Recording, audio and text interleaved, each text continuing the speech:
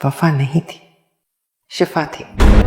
इस महाज पर अब हम अकेले नहीं रहे, बड़े बड़े सुरमाओं को जेर कर दिया। सालिस क्या चीज है? आप लोगों को क्यों लगता है कि हमारे घर की कोई लड़की गलती कर ही नहीं सकती? तुमने कैसे मुझे अपनी सल्तनत से बाहर किया? इसलिए कि उसकी रगों में हमारा खून है। तो ये नाम दोबारा तुम्हारी जुबान पे नहीं आना चाहिए।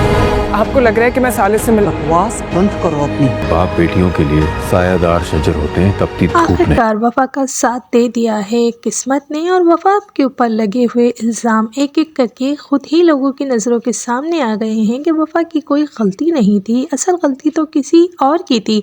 फरजाद ने जैसे ही शिफा की हकीकत जानी, उसने अपनी माँ को सबसे पहले बता दिया है, और फरजाद ने पूरे घर में ये बात इस तरीके से कर दी है कि सभी की नज़रों में अब वफा का किरदार काफ़ी बुलंद हो गया है।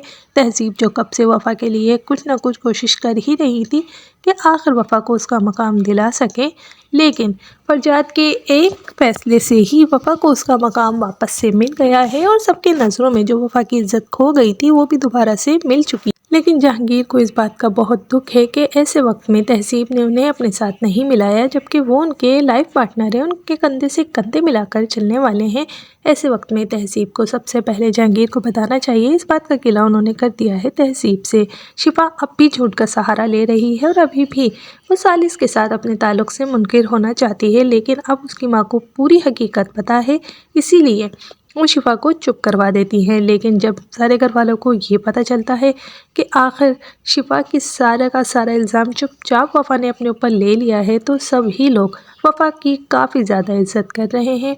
ऐसे वक्त में उस्मान को भी ये गलती का एहसास हो रहा है कि उसने बाप होने का कोई हक़ अपनी बेटी के लिए अदा नहीं किया, लेकिन उन्हें इस बात का भी दुख हो रहा है कि अगर हवा उनके साथ ये सब ना करती तो शायद आज वो अपनी बेटी से बहुत मोहब्बत करते। लेकिन तहज़ीब के समझाने पे उस्मान को भी ये बात समझ में आ चुकी है कि हो सकता है कि जैसे वफ़ा के वक्त में सबको मिसअंडरस्टैंडिंग हुई है, ऐसे ही हवा के वक्त में भी कोई ऐसी बात है जो सबसे छुपी हुई है।